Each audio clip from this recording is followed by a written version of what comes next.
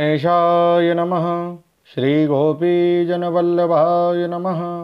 श्रीमद्भागवत महापुराण तृतीय स्कंध अथ त्रयोविंशोऽध्यायः। कर्दम और देवहूति का विहार। श्री मैत्रेय जी ने कहा, विदुर जी, माता पिता के चले जाने पर पति के अभिप्राय को समझ लेने में कुशल साध्वी देवहूति कर्दम जी की प्रतिदिन प्रेम पूर्वक सेवा करने लगी, ठीक उसी तरह जैसे श्री पार्वती जी भगवान शंकर की सेवा करती हैं। उसने काम वासना, दंभ, द्वेष, लोभ, पाप और मद का त्याग कर बड़ी सावधानी और लगन के साथ सेवा में तत्पर रहकर विश्वास, पवित्रता, गौरव, संयम, शुश्रूषा, प्रेम और मधुर भाषण आदि गुणों से अपने परम तेजस्वी पतिदेव को संतुष्ट कर लिया। देवहूति समझती थी कि मेरे पतिदेव देव से भी बढ़कर हैं, इसलिए वह उनसे बड़ी बड़ी आशाएं रखकर उनकी सेवा में लगी रहती थी। इस प्रकार बहुत दिनों तक अपना अनुवर्तन करने वाली उस मनुपुत्री को व्रतादि का पालन करने से दुर्बल हुई देख देवर्षि श्रेष्ठ कर्दम को दयावश कुछ खेद हुआ और उन्होंने उससे प्रेम गदगद वाणी में कहा। कर्दम जी बोले, मनुनंदनी, तुमने मेरा बड़ा आदर किया है। मैं तुम्हारी उत्तम सेवा और परम भक्ति से बहुत संतुष्ट हूँ। सभी देहधारियों को अपना शरीर बहुत प्रिय एवं आदर की वस्तु होता है, किंतु तुमने मेरी सेवा के आगे उसके क्षीण होने की भी कोई परवाह नहीं की। अतः अपने धर्म का पालन करते रहने से मुझे तप, समाधि, उपासना और योग के द्वारा जो भय और शोक से रहित भगवत प्रसाद स्वरूप विभूतियाँ प्राप्त हुई है, उन पर मेरी सेवा के प्रभाव से अब तुम्हारा भी अधिकार हो गया है। मैं तुम्हें दिव्य दृष्टि प्रदान करता हूँ, उसके द्वारा तुम उन्हें देखो। अन्य जितने भी भोग हैं वे तो भगवान श्रीहरि के भ्रुकुटी विलास मात्र से नष्ट हो जाते हैं, अतः वे इनके आगे कुछ भी नहीं है। तुम मेरी सेवा से भी कृतार्थ हो गई हो। अपने पातिव्रत धर्म का पालन करने से तुम्हें ये दिव्य भोग प्राप्त हो गए हैं, तुम इन्हें भोग सकती हो। हम राजा हैं, हमें सब कुछ सुलभ है। इस प्रकार जो अभिमान आदि विकार हैं, उनके रहते हुए मनुष्यों को इन दिव्य भोगों की प्राप्ति होनी कठिन है। कर्दम जी के इस प्रकार कहने से अपने पतिदेव को संपूर्ण योग माया और विद्याओं में कुशल जानकर उस अबला की सारी चिंता जाती ही रही। उसका मुख किंचित संकोच भरी चितवन और मधुर मुस्कान से खिल उठा और वह विनय एवं प्रेम से गदगद वाणी में इस प्रकार कहने लगी।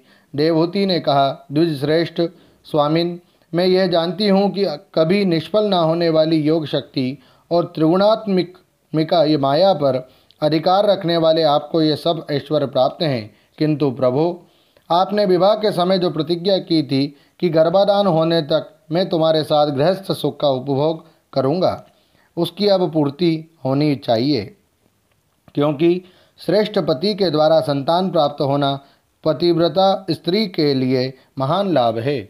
हम दोनों के समागम के लिए शास्त्र के अनुसार जो कर्तव्य हो उसका आप उपदेश दीजिए और उबटन, गंध, भोजन आदि उपयोगी सामग्रियां भी जुटा दीजिए, जिससे मिलन की इच्छा से अत्यंत दीन दुर्बल हुआ मेरा यह शरीर आपके अंग संग के योग्य हो जाए, क्योंकि आपकी ही बढ़ाई हुई काम वेदना से मैं पीड़ित हो रही हूँ। स्वामिन, इस कार्य के लिए एक उपयुक्त भवन तैयार हो जाए, इसका भी विचार कीजिए। मैत्रेय जी कहते हैं, विदुर जी, कर्दम मुनि ने अपनी प्रिया की इच्छा पूर्ण करने के लिए उसी समय योग में स्थित होकर एक विमान रचा जो इच्छानुसार सर्वत्र जा सकता था। यह विमान सब प्रकार के इच्छित भोग सुख प्रदान करने वाला, अत्यंत सुंदर, सब प्रकार के रत्नों से युक्त, सब संपत्तियों की उत्तरोत्तर वृद्धि से संपन्न तथा मणिमय खंभों से सुशोभित था। वह सभी ऋतुओं में सुखदायक था और उसमें जहाँ तहाँ सब प्रकार की दिव्य सामग्रियाँ रखी हुई थी तथा उसे चित्र विचित्र रेशमी झंडियों और पताकाओं से खूब सजाया गया था, जिन पर भ्रमरगण मधुर गुंजार कर रहे थे। ऐसे रंग बिरंगे पुष्पों की मालाओं से तथा अनेक प्रकार के सूती और रेशमी वस्त्रों से वे अत्यंत शोभायमान हो रहा था। एक के ऊपर एक बनाए हुए कमरों में अलग अलग रखी हुई शैया, पलंग, पंखे और आसनों के कारण वह बड़ा सुंदर जान पड़ता था। जहाँ तहाँ दीवारों में की हुई शिल्प रचना से उसकी अपूर्व शोभा हो रही थी। उसमें पन्ने के फर्श था और बैठने के लिए मूंगे की वेदियाँ बनाई गई थी। मूंगे की देहलियाँ थी उसके द्वारों में हीरे के किवाड़ थे तथा इंद्रनील मणि के शिखरों पर सोने के कलश रखे हुए थे। उसकी हीरे की दीवारों में बढ़िया लाल जड़े हुए थे, जो ऐसे जान पड़ते थे मानो विमान की आंखें हो, तथा उसे रंग बिरंगे चंदोबों और बहुमूल्य सुनहरी वंदनवारों से सजाया गया था। उस विमान में जहाँ तहाँ कृत्रिम हंस और कबूतर आदि पक्षी बनाए गए थे, जो बिल्कुल सजीव से मालूम पड़ते थे। उन्हें अपना सजातीय समझकर बहुत से हंस और कबूतर उनके पास बैठ बैठकर अपनी बोली बोलते थे। उसमें सुविधा अनुसार क्रीड़ा स्थली, शयन गृह, बैठक, आंगन और चौक आदि बनाए गए थे, जिनके कारण वह विमान स्वयं करदम जी को भी विस्मित सा कर रहा था। ऐसे सुंदर घर को भी जब देवहूति ने बहुत प्रसन्न चित्त से नहीं देखा, तो सबके आंतरिक भाव को परख लेने वाले करदम जी ने स्वयं ही कहा, भीरू, तुम इस बिंदु सरोवर में स्नान करके विमान पर चढ़ जाओ। ये विष्णु भगवान का रचा हुआ तीर्थ मनुष्यों को सभी कामनाओं की प्राप्ति कराने वाला है। कमल लोचना देवहूति ने अपने पति की बात मानकर सरस्वती के पवित्र जल से भरे हुए उस सरोवर में प्रवेश किया। उस समय वह बड़ी मैली कुचैली साड़ी पहने हुई थी। उसके सिर के बाल चिपक जाने से उनमें लटें पड़ गई थी, शरीर में मैल जम गया था तथा स्तन कांतिहीन हो गए थे। सरोवर में गोता लगाने पर उसने उसके भीतर एक महल में 1000 कन्याएं देखी। वे सभी किशोर अवस्था की थी और उनके शरीरों से कमल की सी गंध आती थी। देवहूति को देखते ही वे सब स्त्रियां सहसा खड़ी हो गईं और हाथ जोड़कर कहने लगी, हम आपकी दासियां हैं, हमें आज्ञा दीजिए, आपकी क्या सेवा करें।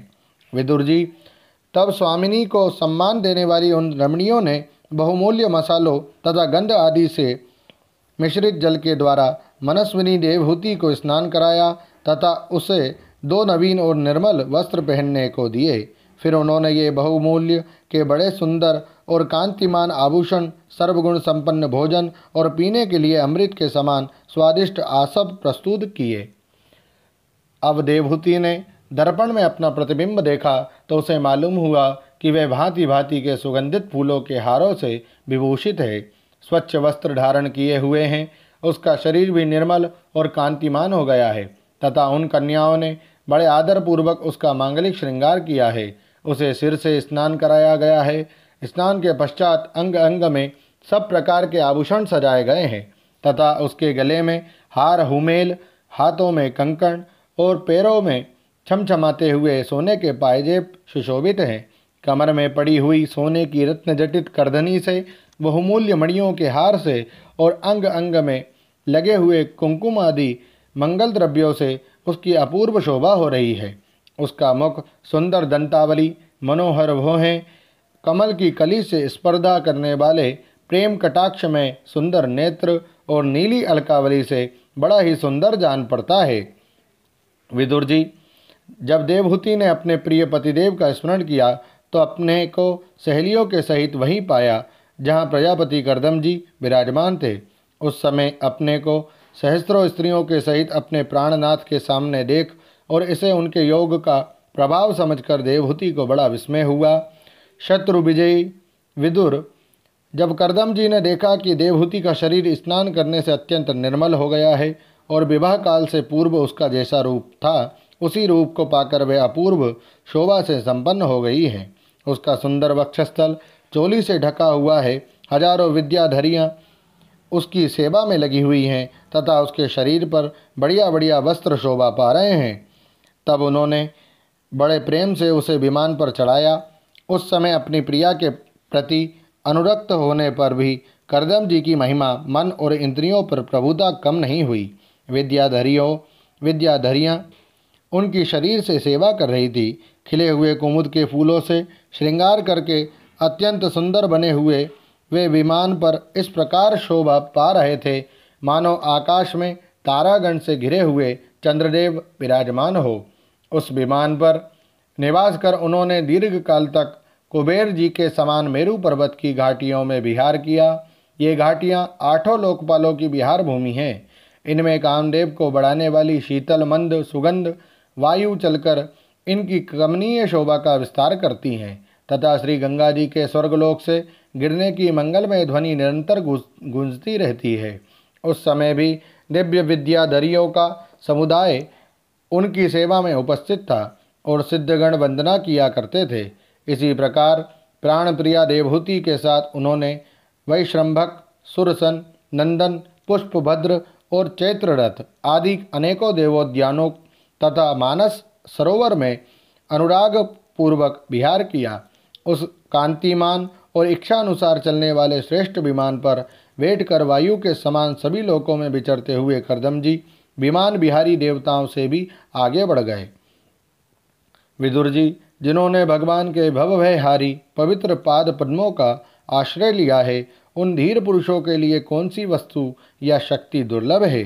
इस प्रकार महायोगी कर्दम जी, यह सारा भूमंडल जो द्वीप वर्ष आदि की विचित्र रचना के कारण बड़ा आश्चर्यमय प्रतीत होता है, अपनी प्रिया को दिखाकर अपने आश्रम को लौट आए।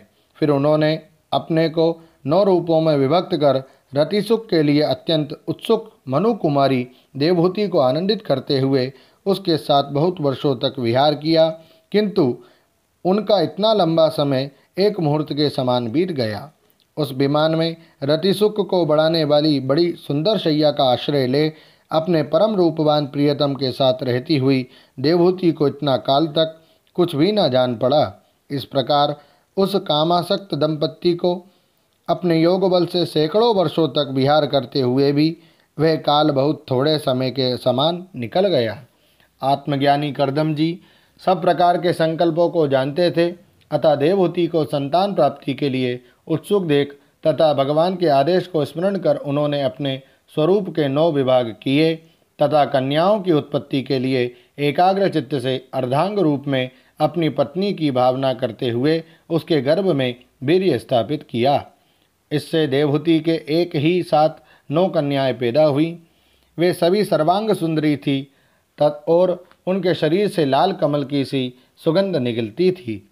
इसलिए इसी समय शुद्ध स्वभाव वाली सती देवहूति ने देखा कि पूर्व प्रतिज्ञा के अनुसार उसके पतिदेव संन्यास आश्रम ग्रहण करके वन को जाना चाहते हैं, तो उसने अपने आंसुओं को रोककर ऊपर से मुस्कुराते हुए व्याकुल एवं संतप्त हृदय से धीरे अति मधुर वाणी में कहा। उस समय वह सिर नीचा किए हुए अपने नखमणि मंडित चरण कमल से पृथ्वी को कुरेद रही थी। देवहूति ने कहा, भगवान, आपने जो कुछ प्रतिज्ञा की थी वे सब तो पूर्णतः निभा दी, तो भी मैं आपकी शरणागत हूँ। अतः आप मुझे अवैधान और दीजिए। ब्राह्मण, इन कन्याओं के लिए योग्य वर खोजने पड़ेंगे और आपके वन को चले जाने के बाद मेरे जन्म मरण रूप शोक को दूर करने के लिए भी कोई होना चाहिए। प्रभो, अब तक परमात्मा से विमुख रहकर मेरा जो समय इंद्रिय सुख भोगने में बीता है वह तो निरर्थक ही गया। आपके परम प्रभाव को न जानने के कारण ही मैंने इंद्रियों के विषयों में आसक्त रहकर आपसे अनुराग किया। तथापि यह भी मेरे संसार भय को दूर करने वाला ही होना चाहिए। अज्ञानवश असत पुरुषों के साथ किया हुआ जो संग संसार बंधन का कारण होता है, वही सत्पुरुषों के साथ किए जाने पर असंगता प्रदान करता है। संसार में जिस पुरुषों के कर्मों से ना तो धर्म का संपादन होता है, ना वैराग्य उत्पन्न होता है और ना भगवान की सेवा ही संपन्न होती है, वह पुरुष जीते ही मुर्दे के समान है।